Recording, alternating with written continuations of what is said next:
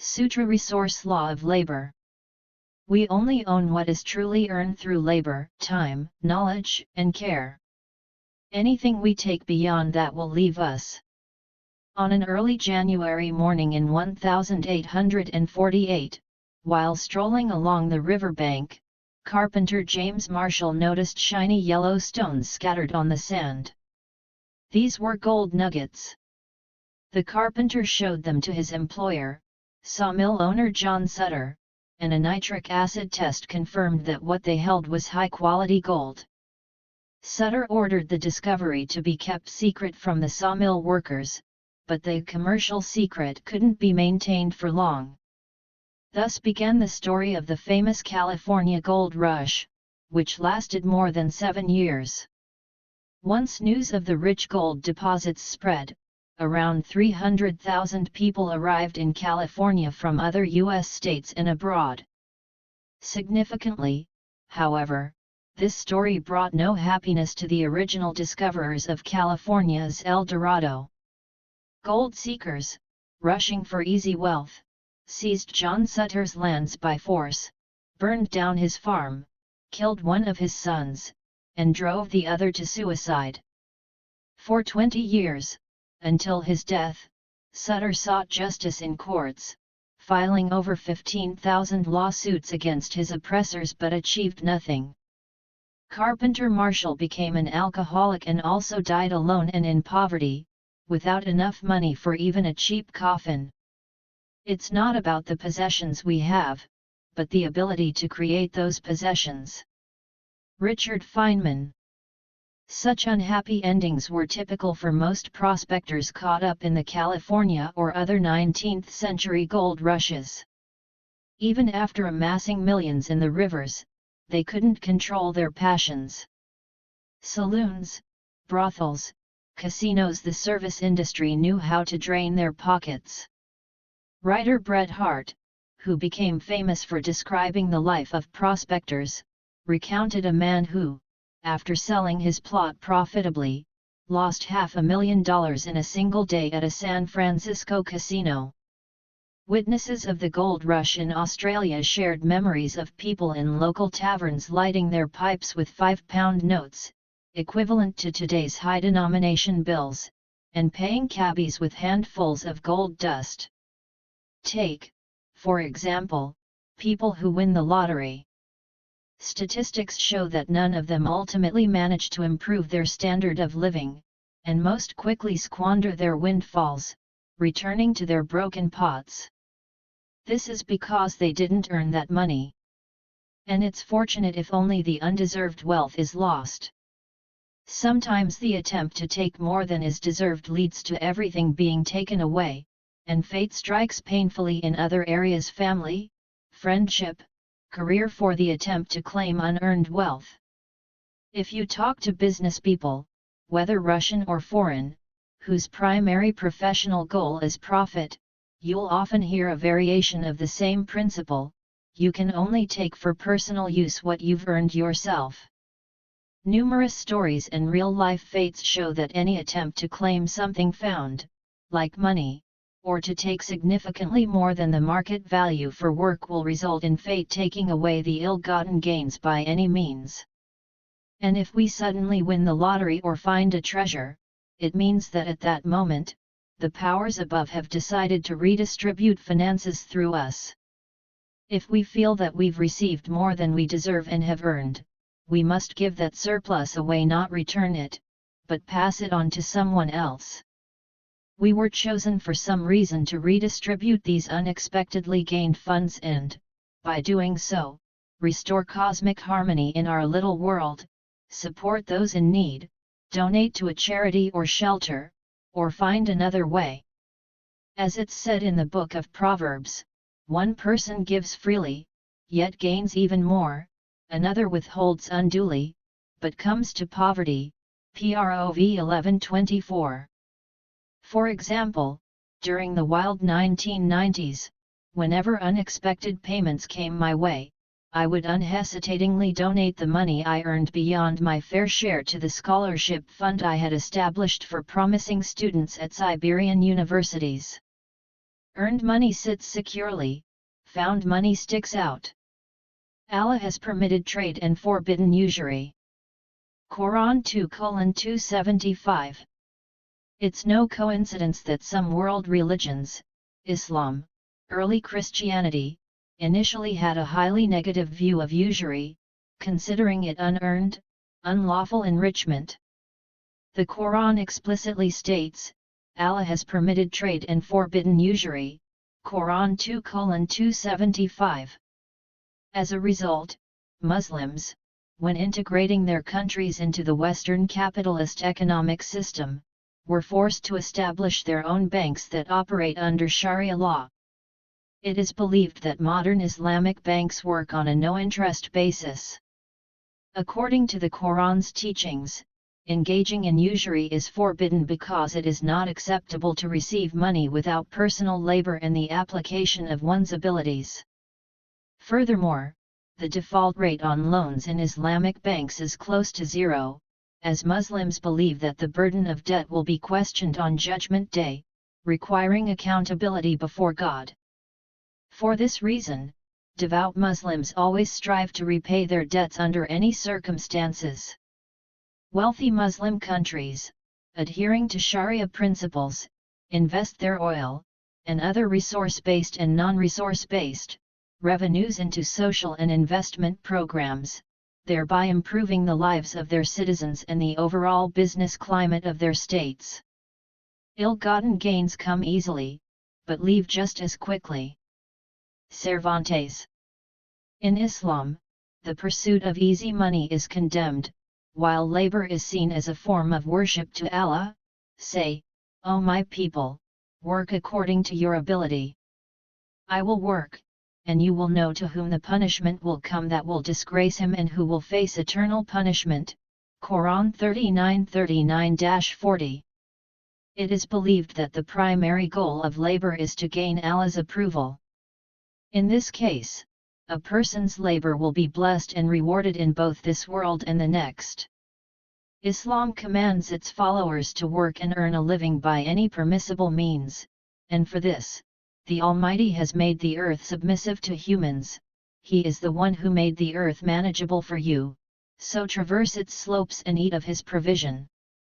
Quran 67:15. A similar understanding of labor was developed by Protestantism.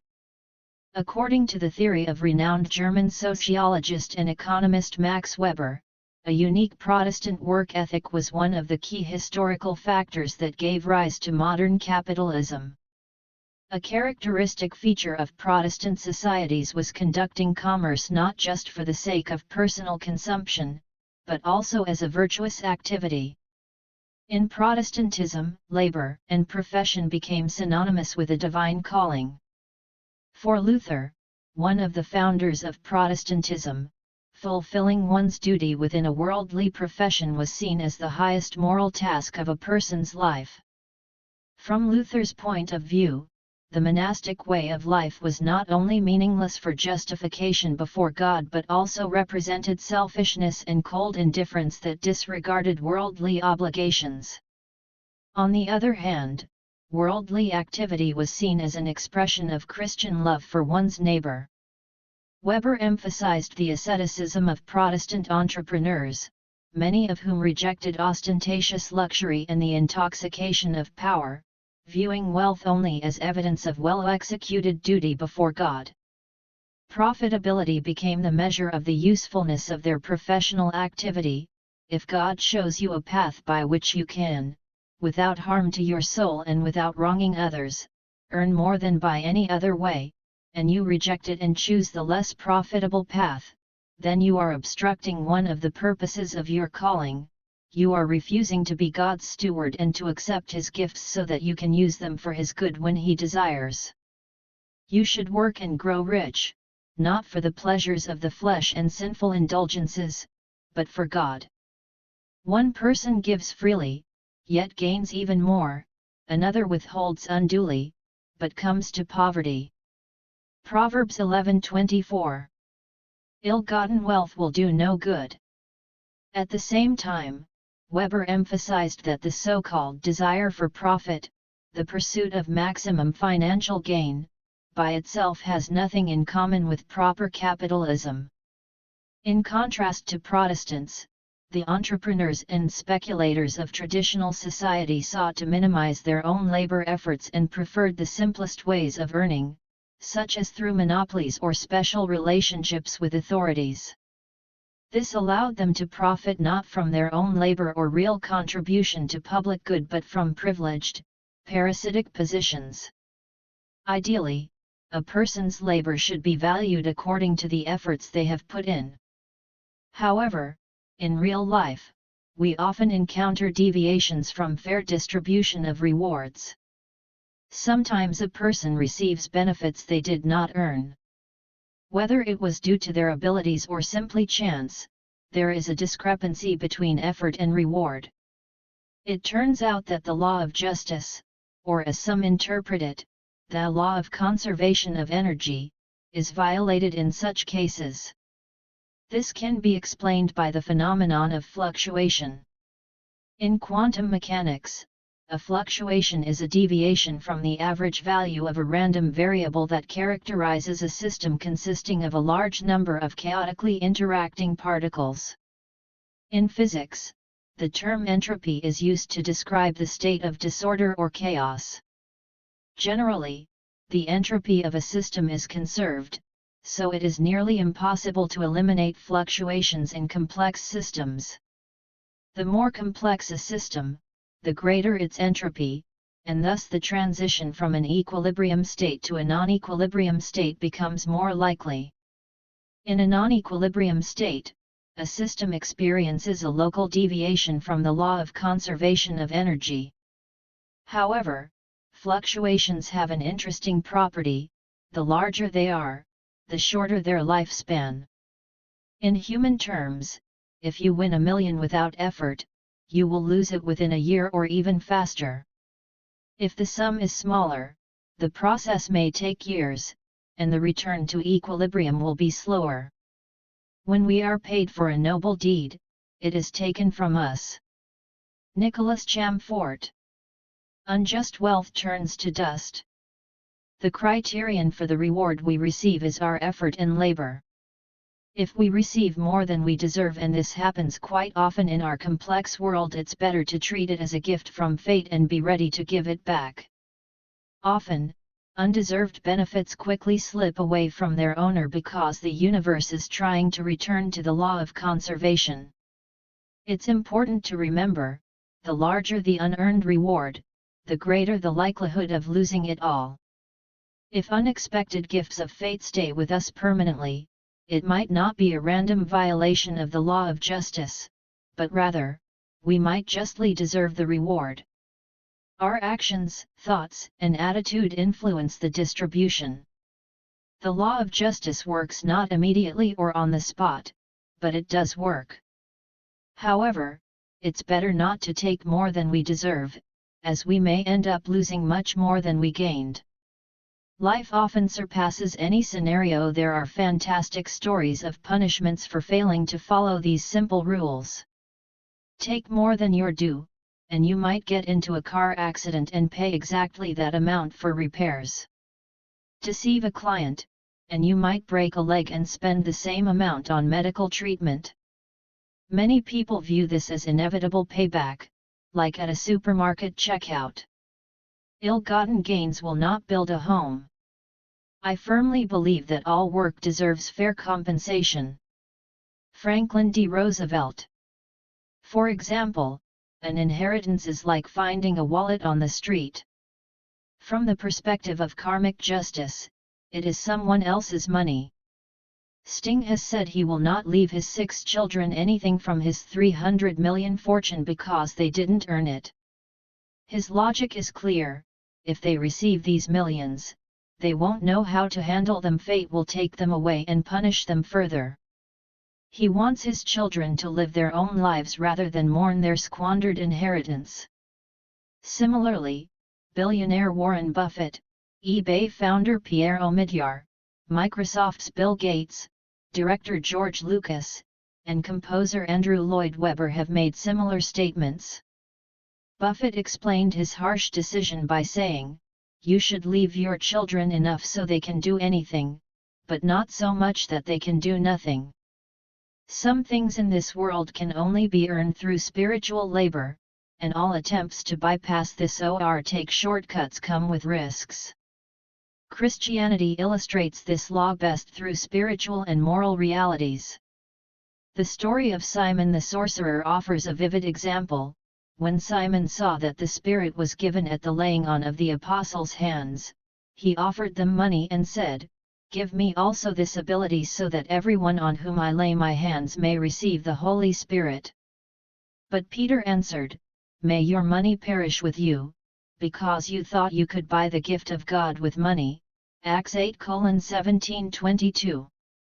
In early Christian times, the Lord distributed extraordinary gifts of the Holy Spirit to many, as it was necessary to spread the gospel to all nations and establish new Christian communities.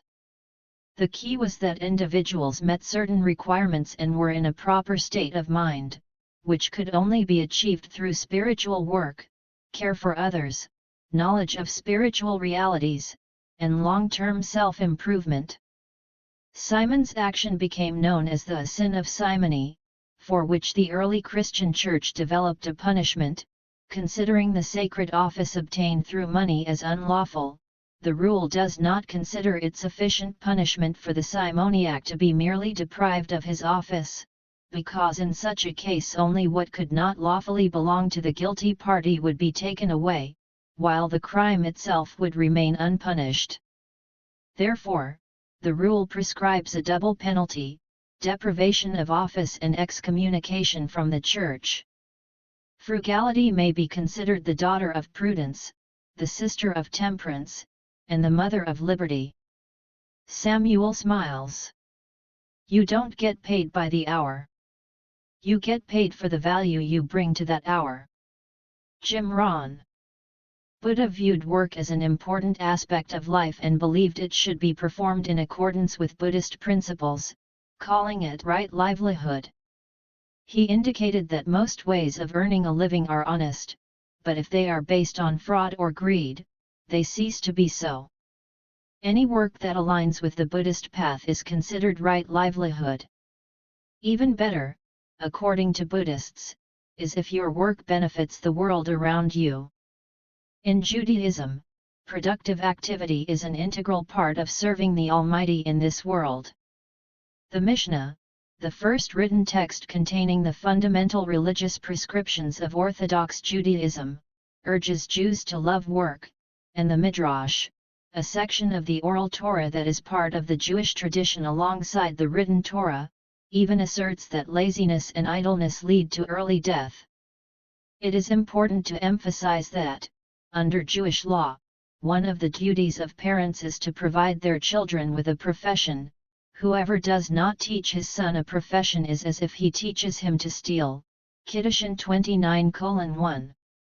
According to the Talmud, a child who has not received an education and is unable to earn their own living will either be forced into a life of crime or depend on the financial support of others.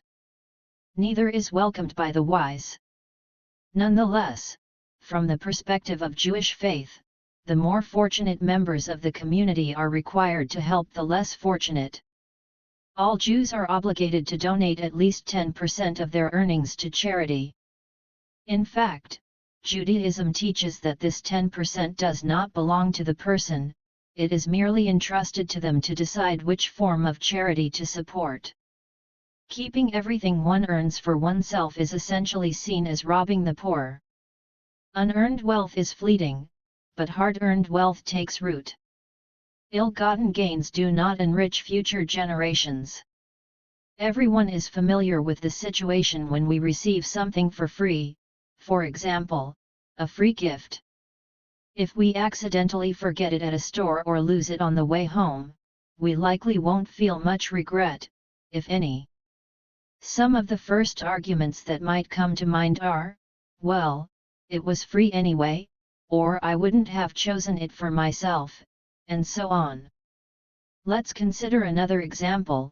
We arrange free guitar lessons with a friend. But how long will we stay motivated to attend them diligently?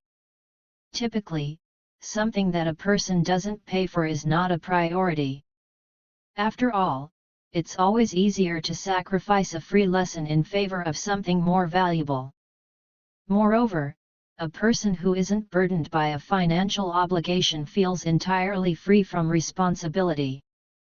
There's nothing to regret since there was hardly any investment involved. A person who gets something easily, without effort, cannot adequately appreciate the value of what they've gained. It seems to them that everything they received was created just as effortlessly. The lack of an objective evaluation prevents them from managing it properly. Very easy or dishonest gains are often short-lived because we're simply not ready for them. We don't know what it took to achieve such a result or what steps to take in the future to maintain what was received. After all, gaining or achieving something always requires an investment of time, effort, and knowledge. When receiving a reward for their work, a person is guided by an internal sense of justice. But if they violate that balance, going beyond the boundaries of honest exchange, higher justice puts them back in place, taking away the excess unjustly obtained. And it's not even to punish the person but to help them stay within the bounds of righteousness, under the protection of higher forces, which regulate the balance in the universe. Earn easily, spend quickly. Justice means giving each person their due. Cicero. Folk wisdom, expressed in tales, proverbs, and sayings, sharply and accurately guided people toward a just, honest attitude toward money, warning of the negative consequences of violating the law of balance. Unjust wealth comes and goes, but righteous money lasts a lifetime, says a Russian proverb. This is also illustrated in the Georgian folk tale The Earned Ruble. Once upon a time, there lived a blacksmith who had a son, a lazybones so idle that you couldn't find another like him in the whole world. Not a single copper coin had he earned in his life, despite living for nearly 20 years. Though he was strong and healthy, he knew of no other task but eating, drinking, and lounging. He lived entirely off his father's bread. But time passed, and the father grew old, too weak to hold a hammer. Lying on his deathbed, he called his son and said, "I don't know how you turned out so lazy. I worked all my life, building this household with my own hands, but you can't even earn a ruble." "Earning a ruble is no big deal," replied the son. "Well then, go earn one," said the father. "Earn a ruble, and I'll leave you everything I own. Fail, and you won't even get a rusty nail after I'm gone." What was the lazy son to do? He wanted to inherit his father's wealth but was too lazy to work for it. Earning an entire ruble seemed like a joke to him, as he hadn't even earned a penny in his life. His mother, with a compassionate heart, thought differently. No matter how lazy, he was still her son. So, she said to him, "Listen, son, I'll give you a ruble. You go spend the day wandering around, and in the evening, you can come back and give the ruble to your father, pretending you earned it." The son, too lazy to argue, agreed. He took the ruble, wandered in the hills all day, eating, drinking, and enjoying the scenery. That evening, he returned home, handed his father the ruble, and said, "Here, father, take it. It wasn't easy to earn this, my back is killing me from all the hard work." The father took the ruble, turned it over in his hands, examined it from all sides, tossed it from one palm to the other, and then threw it into the fire. "No," he said, "you didn't earn this ruble." The son shrugged, "If you don't believe me, that's your problem," and went to bed. The next morning, the mother, seeing the futility of deception, urged her son to actually work. Understanding that he couldn't outsmart his father, the son grudgingly agreed. For a week, he worked diligently, helping others and earning coins. He returned to his father and poured a handful of coins before him. The father examined them, tossing them from one hand to the other, and then said, "No, son, these aren't your earnings either." He threw the coins into the fire. This time, the son couldn't stand it. He rushed to the hearth, digging through the coals with his bare hands, retrieving the hot coins from the flames. "How can you do this? I worked all week, from dawn till dusk, and you treat my money like trash." The father looked at him and said, "Now I believe you earned this ruble. You didn't care for the money before because it wasn't truly yours, but now you value it because you earned it with your hard work. Remember my words, if you work, you'll have money and everything you need. But if you don't work, even other people's money won't help you." Thus, the father bequeathed his entire estate to his son and passed on. "And may your days be long in work and wealth." It's difficult to hold on to what was never truly ours or meant to be ours, borrowed, excessive, or foreign. This applies not only to individuals but entire nations and civilizations. Barbarian tribes that invaded the Roman Empire plundered its riches ruthlessly. Artistic values were alien to them, temples and statues were destroyed for amusement. Social structures were forgotten, production ceased. The Roman Forum, which once echoed with the speeches of Cicero and Marcus Aurelius, became a pasture for cows. Generosity is a quality of the soul, not a measure of income. Fight for earned money, fear unearned wealth. Give, and it will be given to you. Luke 6:38.